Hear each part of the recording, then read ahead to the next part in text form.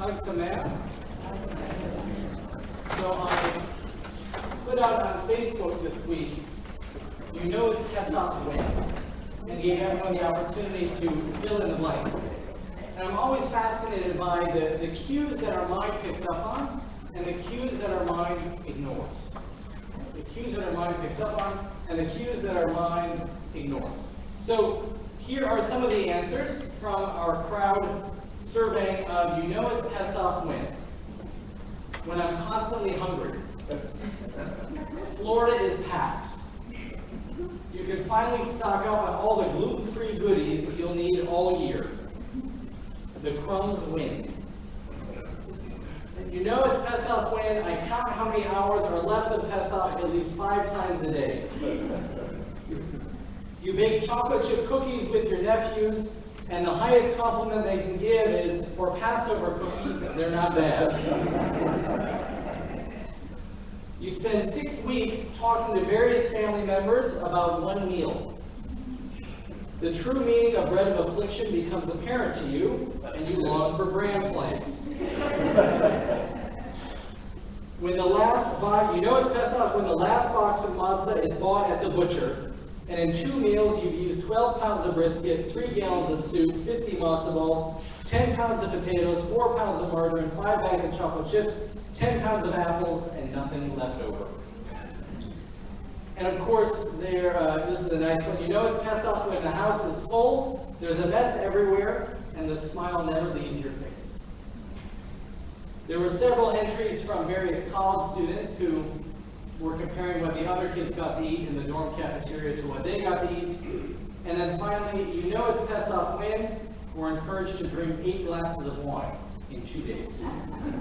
It's a good holiday. So we have all these cues around us, you know it's Pesach when. But how often do we really take a look around over the course of this holiday and say, you know we're free when?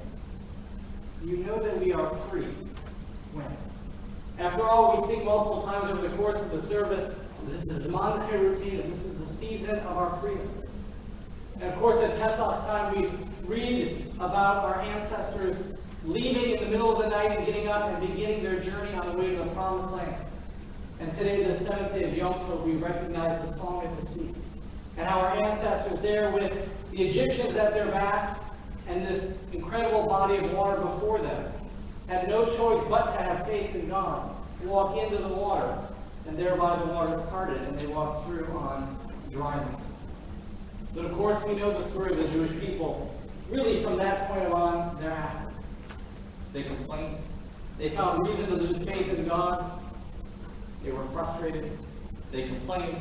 They lost faith in God. They were frustrated. They complained. They lost faith in God. We know where this goes. And here they had 430 years of slavery in Mitzrayim in Egypt. They're finally brought out of slavery into freedom. And what do? They complain. They can't appreciate the freedom that they have. They can't appreciate the blessings that God has given to them.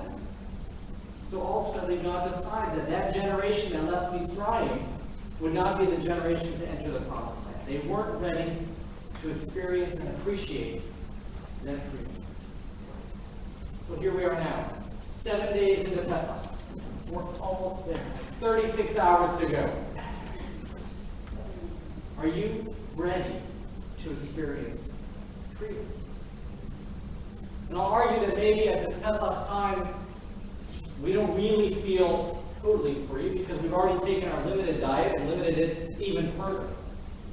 But maybe Saturday night, come 9:15, when Assistant Cantor Gutman finishes his deal with Keith, and we finally get our thumbs back. Maybe that's the real moment of freedom. Are you ready to appreciate it? So now we have the question, you know it's Pesach when? Let me ask you this question.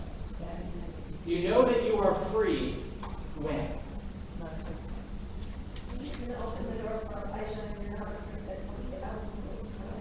Beautiful. You can open the door for Elijah and you're not afraid someone is going to come in. Other than Elijah, of course. Someone dangerous to go.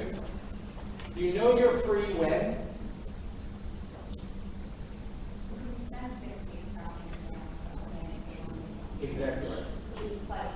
you can spend 6 weeks with pleasure talking to your family about life. You know you're free when you can eat lots and not worry about the crumbs. Oh, forget that. You know you're free, Chazan, when you have someone else to clean up the crumbs for you. You know you're free when you can spend 6 weeks before a Seder worrying that you're not going to have enough food, and then actually making so much food that you have leftovers for the remainder of the week. Weeks. You know you're free when? I was watching a TED Talk this week, because I actually had a free afternoon, which was outstanding. You know you're free when you can watch a TED Talk on Wednesday afternoon.